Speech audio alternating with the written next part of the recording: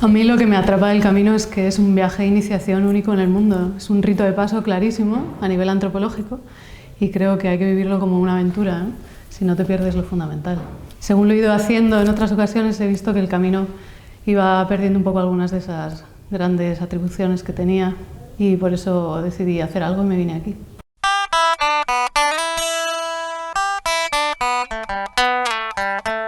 Decidí que la sede del proyecto cultural que iba a hacer para compensar esa banalización turística tenía que ser el albergue Ave Fénix de Villafranca del Bierzo, porque por un lado representa lo más genuino del camino, ¿no? Para mí es el más emblemático y el más antiguo, y por otro lado también es de los que sufre más la banalización del camino, ¿no? Para mí, yo no podía entender cómo Hato podía estar sufriendo esas dificultades cuando él nos lo ha dado todo a todos los peregrinos desde el principio, no es el más veterano. Entonces sentí un compromiso enorme de ayudarle y desde el 2017 pues he dedicado todo mi tiempo, dinero y energía a salvaguardar la esencia del camino. Para mí, Hato debería ser considerado como patrimonio vivo del camino.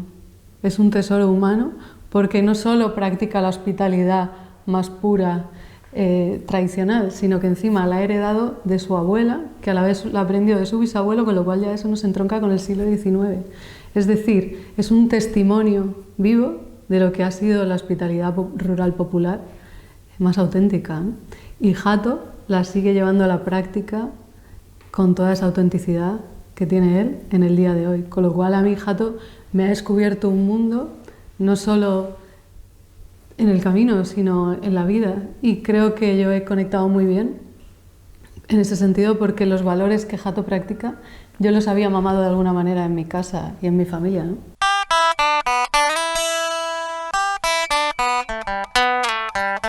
Mi objetivo siempre es unir a jóvenes y mayores, ¿no? Rescato por un lado la sabiduría de los ancianos y esos conocimientos del mundo rural y por otro lado investigo de qué manera puede llegar a las nuevas generaciones.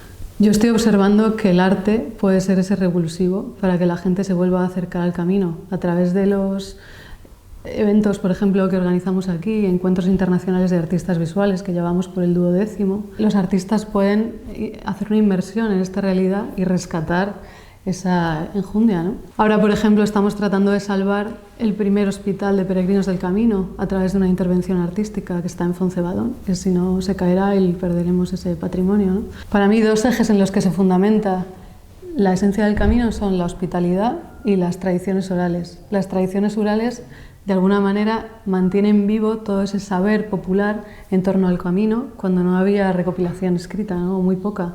Entonces, me resulta increíble que todavía podamos recoger testimonios de personas que vivieron una época del camino que ya no existe y creo que hay mucho contenido importante ahí.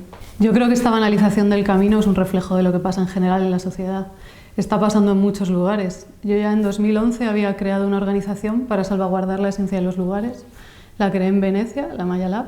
Abordé un velero veneciano porque me invitaron a exponer en la Bienal y decidí crear un pabellón que potenciara lo genuino de ese lugar, ¿no? Contando con los vecinos, entramos con un barco al que restauramos como si fuera un pabellón propio, como un caballo de Troya, y es que las comunidades están ligadas por las tripas a su patrimonio, ¿no? Que es sagrado para ellas porque ellas lo crearon. Entonces, por eso se debe tener un respeto máximo por el patrimonio de los vecinos y una parte fundamental de lo que desarrollo en el camino es conseguir que las comunidades jacobeas participen en la gestión del patrimonio, porque creo que esa es la única manera de que lo salvemos, ¿no? Esa aventura con el burro a Santiago en pleno 2020, cuando la crisis del COVID, pues fue otra aventura maravillosa en el camino. Hicimos esa peregrinación para recoger las tradiciones orales y fue un momento muy especial porque todos los albergues estaban cerrados, todos los bares también, entonces vivimos la hospitalidad más auténtica y por otro lado los abuelos y abuelas estaban deseando hablar con la gente, entonces nosotros llegamos allí a escuchar todo lo que nos contaran, pero también teníamos que lidiar con sus hijos que no querían que nos acercáramos. Pues fue un aprendizaje muy grande, también hacerlo a hombros de un gigante como Hato, y fue una experiencia de resistencia también importante porque no pudimos tener peor tiempo y estuvimos 2 meses y medio sin un albergue, ¿no? Vivir en el camino te obliga a un altruismo constante, ¿no? Yo pienso que tengo que compaginar mi apoyo al albergue con el desarrollar el proyecto, con la creación artística, que es con lo que financio todo el proyecto, con mis exposiciones dentro y fuera de España. Entonces, vivo como una nómada desde hace 14 años, porque para mí, para hacer un trabajo verdadero en territorio, me tengo que trasladar como una vecina casi a los lugares donde hago proyectos, ¿no? A veces me llaman lugares que están fuera de Europa. Entonces, mi casa está en Cádiz, mi familia y la galería que lleva mi obra está en Madrid, la sede de La Maya está en Venecia, con lo cual he tenido que aprender a vivir así, es casi un estilo de vida. Me llaman loca muy a menudo, pero para mí es tan natural que lo considero una normalidad, ¿no? Y tengo que reconocer que dentro de esta locura, por ejemplo, siempre he tenido el apoyo de mi familia. Entonces, dentro de esta locura, siempre he seguido mi intuición y creo que eso es lo más cuerdo que se puede hacer.